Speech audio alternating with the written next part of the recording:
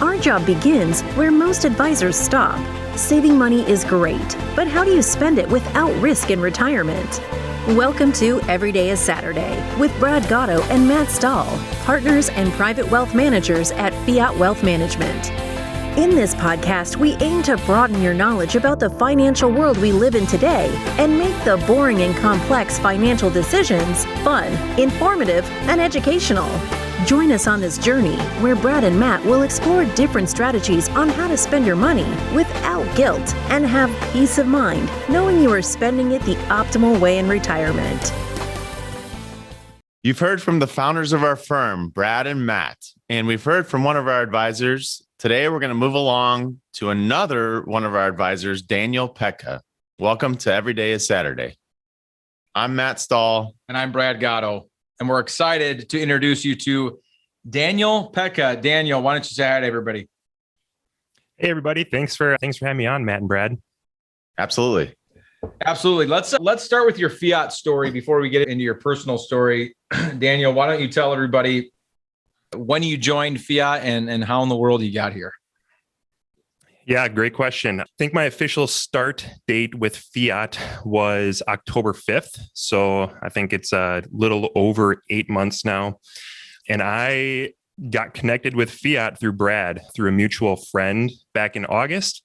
And I'm sure we'll get into this a little bit more later, but just like the way things were done here and hit it off with Brad and felt like it was the right move for me. Kind of just the right things happening at the right time to get connected with Brad and felt like it was the right move for me.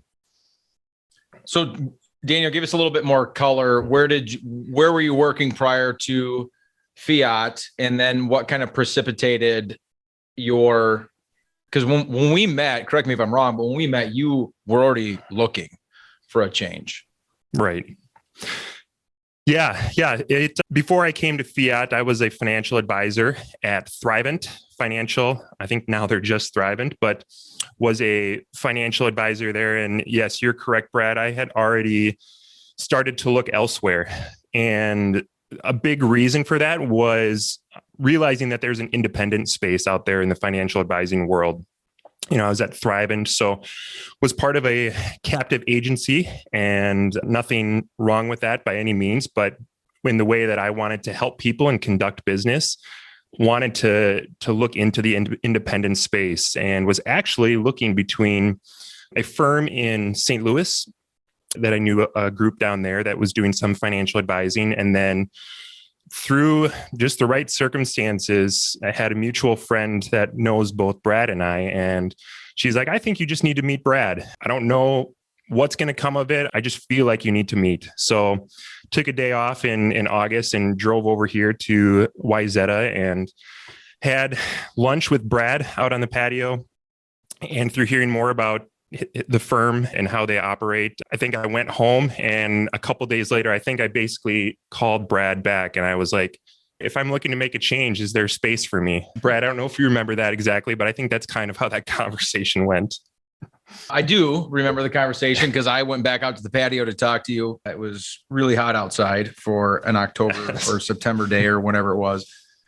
I remember answering a lot of questions, but I didn't. The funny thing is when we met, Sarah said the same thing to me. And so I thought it was just you trying to do some homework. I didn't anticipate things going the way that they did. And you didn't live in the Twin Cities, let alone in the state of Minnesota. Where were you living at the time?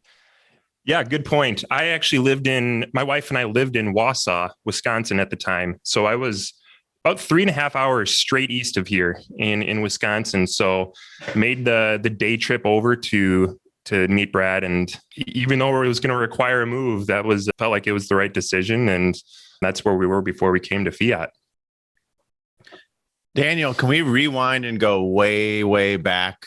I want to hear about the young Daniel Petkau. So tell us your origin story. Yeah, thanks. So I grew up in Wisconsin. I grew up in north central Wisconsin. And we don't hold that against him, just so that all the listeners know we've gotten past that, and you should too. Thanks, Brad. So my dad he's an executive director of a Christian camp in north central Wisconsin. So that's where I spent my childhood growing up. I grew up in a town of about 900 people. So a very small town in Wisconsin, but my biggest memories of my childhood are being at camp. That I feel like that's a huge part of who I am. And when other kids went to summer camp and went home, I just went back the next week, and I just stayed all summer long and all fall and all winter and never got to leave camp, which was in my mind a huge blessing, and was able to create a ton of lifelong friends through that. And it was a pretty awesome experience. I wouldn't trade it for anything. And I feel like that being at camp for all those years really made me into who I am today. Just from all the people I got to be around, the older second parents, basically, that I got to learn from, and learning what hard work is. So that's where I grew up, and kind of the atmosphere I got to grow up in. I was always an extremely active kid. My mom can attest to that, I'm sure. I'm huge into sports, and I think that's been a part of me my entire life. I always had a football or baseball or basketball, and was always running around and keeping my mom busy. My sister was the quiet, controlled one. I was the loud, crazy, going all over the place one, which probably doesn't sound like me if you know me now, because I think I've changed a lot. Yeah, that's what I was about to say. Matt and I were kind of looking at each other here like, what in the world is he talking about? Yeah, I've changed. We'll just test that to maturity, I guess. Sure. And just for the record, if you were to meet Daniel in person, one of the first things that would pop in your head would likely be, this guy played basketball at some point. And this fun story for the listeners. So the fact that he's joking around about being the rambunctious one, now he's the quiet one. And in our office, he's definitely the most quiet one in the office as far as the advisors are concerned. We were all giving him a little bit of guff the other day because he broke his toe, and we were all very curious what he said when he broke his toe, like how the scene played out, what words came out of his mouth, if any choice words had come out of his mouth. And we were all not surprised to find out that he just groaned a little bit. No words were spoken. Yeah. So you obviously got it all out when you were young and grew up at camp. So where did you end up going to school, and what did you go to school for? Yeah, so I went to UW La Crosse actually for my first year, my freshman year. And I did actually did track and field there for 1 year. So I got to be part of that track team, which, if you're not familiar, they have one of the best Division III track and field programs in the country. It was fun to be a part of that culture and just find out what it means to be on a college team like that. What events were you a part of? Like, what did you do with the track? So I went there to do long jump and triple jump. That was were two of my better events in high school. And actually, I never got to do it in a meet, but they had me start to learn to throw javelin, which was pretty cool, but got a bad case of like tennis elbow, and I wasn't able to actually compete in a meet, but I got to learn to throw javelin, which was pretty fun. So just throwing a giant spear was fun to practice. But yeah, so after my freshman year at La Crosse, I actually transferred to the University of Northwestern St. Paul, which at that time was Northwestern College, and wanted to play basketball. I knew the basketball coach there, and he had tried to get me to come play there in high school.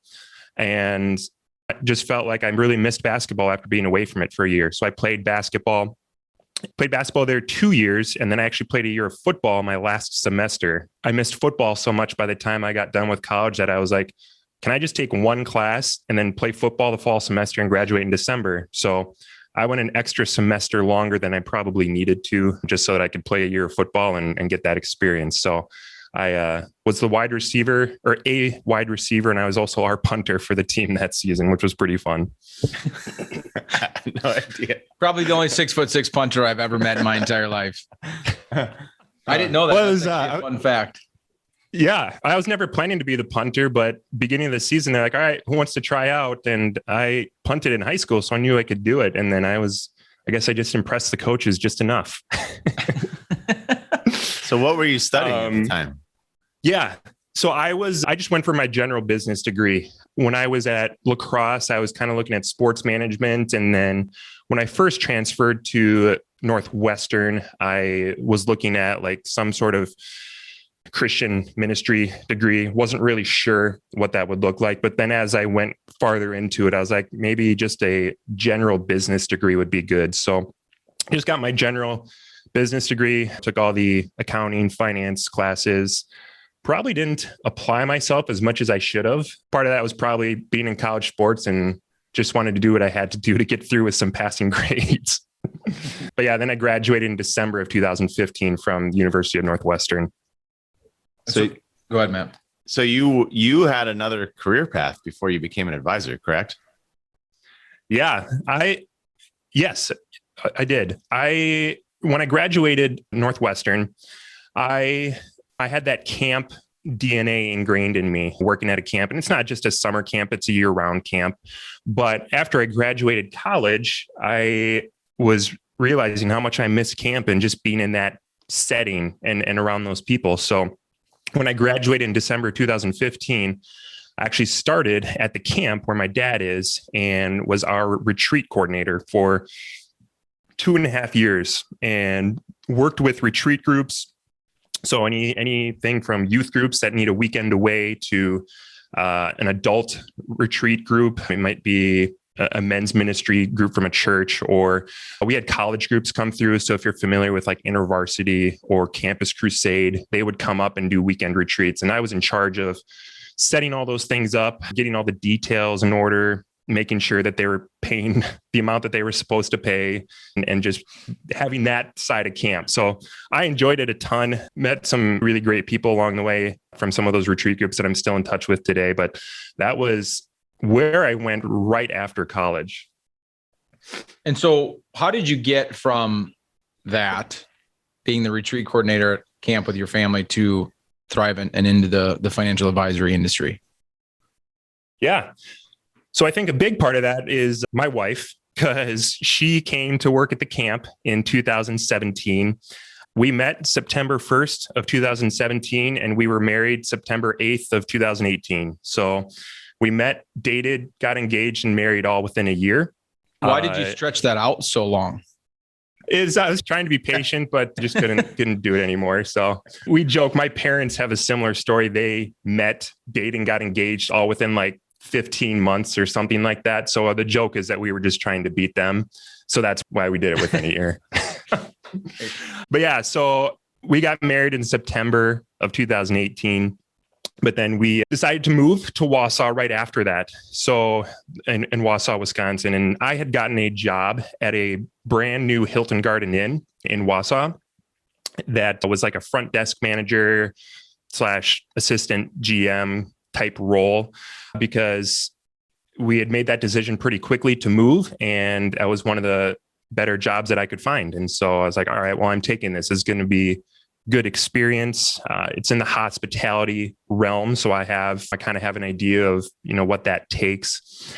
So yeah, so we moved and I started there after about, that was September. After about 5 or 6 months, was just starting to feel like, I'm not sure if this is the right direction for me. We were newly marrieds.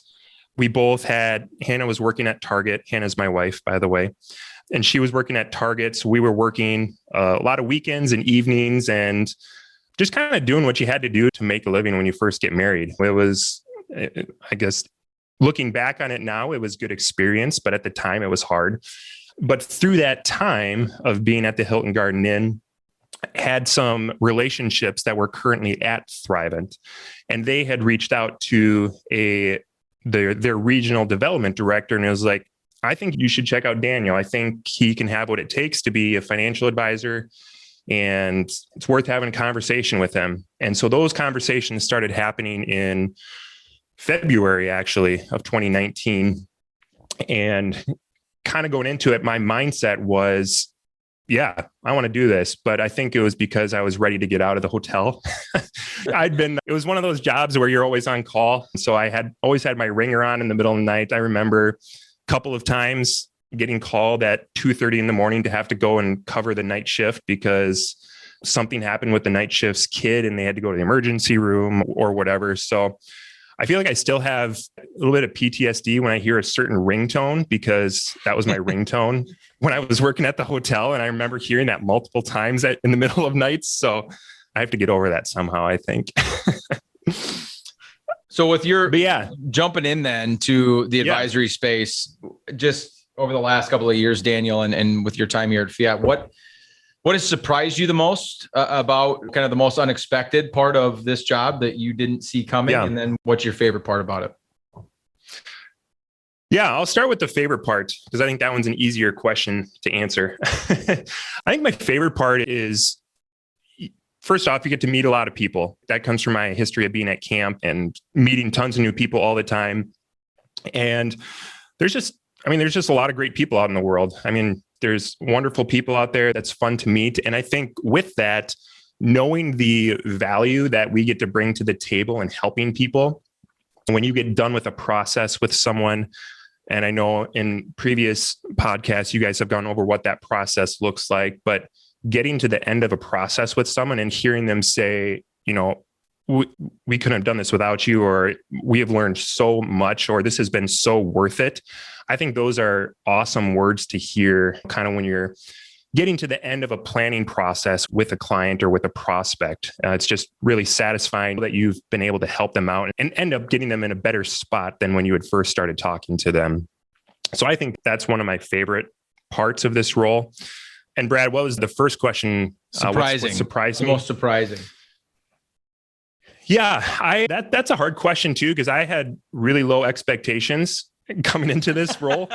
Part of that is because you mean the advisory space, not of Fiat specifically, not Fiat, right? Right, exactly. But yeah, what I mean by that is I knew that being a financial advisor was hard, and I knew that making it through like the first 3 years is the toughest part about being a financial advisor. So for me, I think that was the thing that I had to trust is, okay, who am I? Trust in how I am able to interact with people and trust that the value that I'm bringing is worth it to them. But I think that's something I'm just continuing to learn is just trusting who I am and just asking the right questions. I think to really answer that question, Brad, it's almost not as about how much, but really being able to build trust with people and asking the right questions. I think that's something that I've learned from both you and Matt. You're never going to have all the answers in this role, but if you can build trust with someone and ask the right questions, I think that's what's going to get you really far, because I had no financial background coming into this role. And that's what made me a little nervous about being a financial advisor. But those two things being in this role, I think have helped out tremendously. Well, Matt was an engineer and I was a financial advisor. So the fact that you have a business degree puts you way in front of where we started. You were a pastor. What did I say? You said financial. You said financial See, advisor. I have PTSD too. He meant to say youth pastor. Hey, you know what? Matt Yes. thinks I have 3 kids. So Daniel, I want to hear. So we know that you enjoyed sports growing up. What do you like to do when you're outside of the office now? What are your hobbies? What are your passions? Yeah.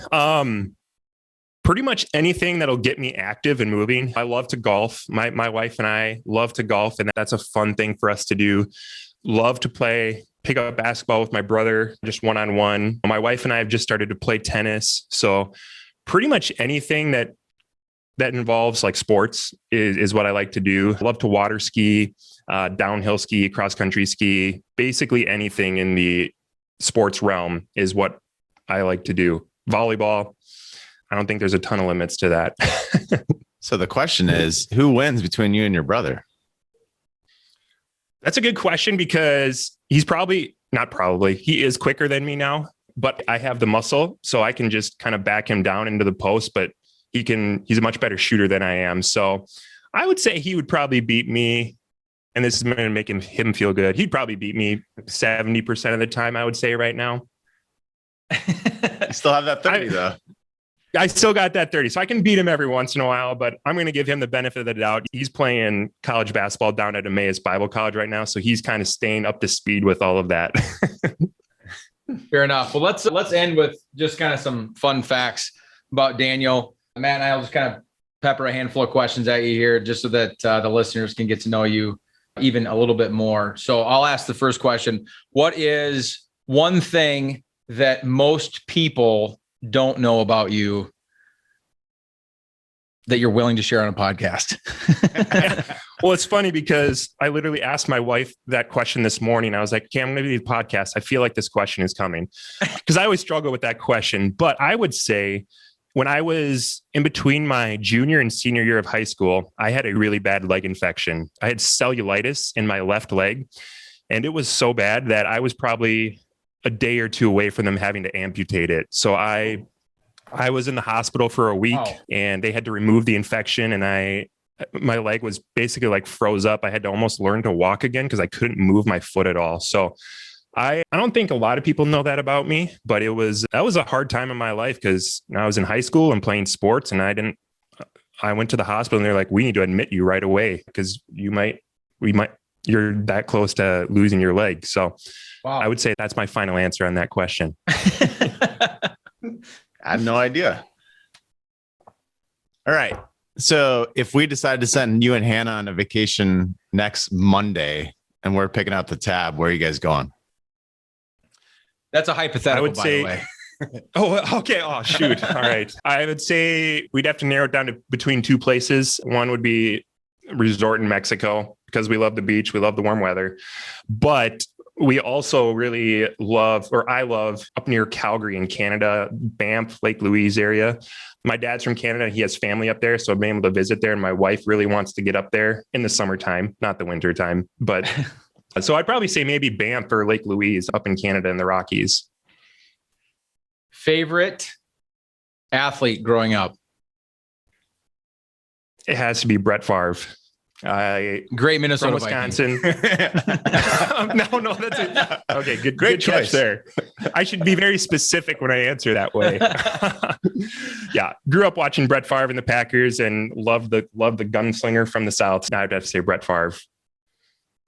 We already know the answer to this question, but what is your spirit animal? Spirit animal?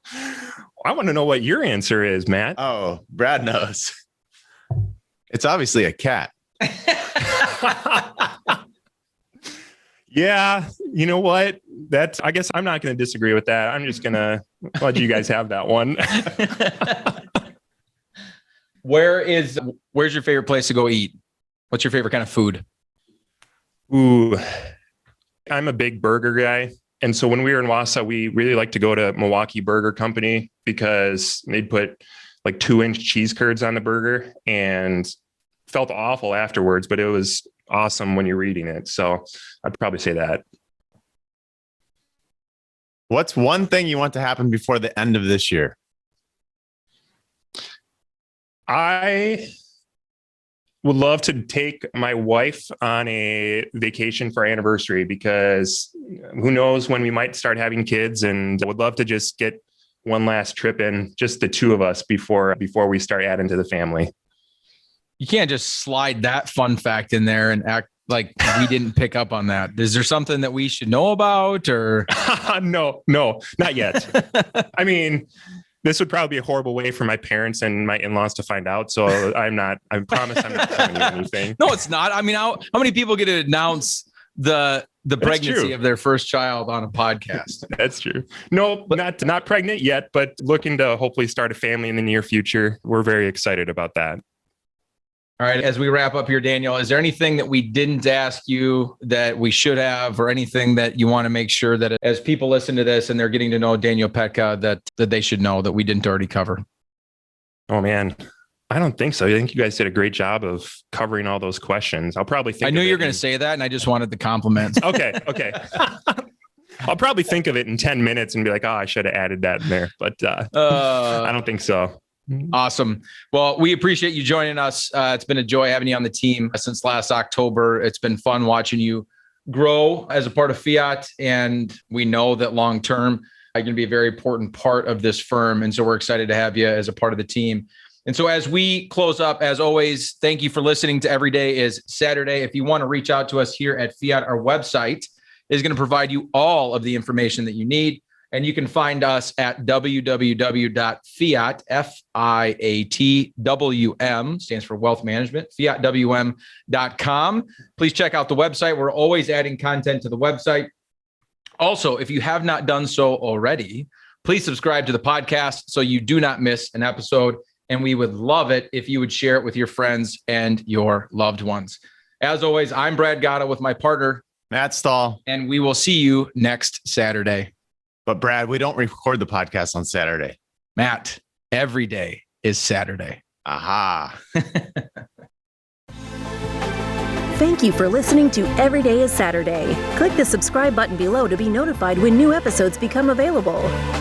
The information covered and posted represents the views and opinions of the guest and does not necessarily represent the views or opinions of Fiat Wealth Management or Foundation's investment advisors. The content has been made available for informational and educational purposes only. The content is not intended to be a substitute for professional investing advice. Always seek the advice of your financial advisor or other qualified financial service provider with any questions you may have regarding your investment planning.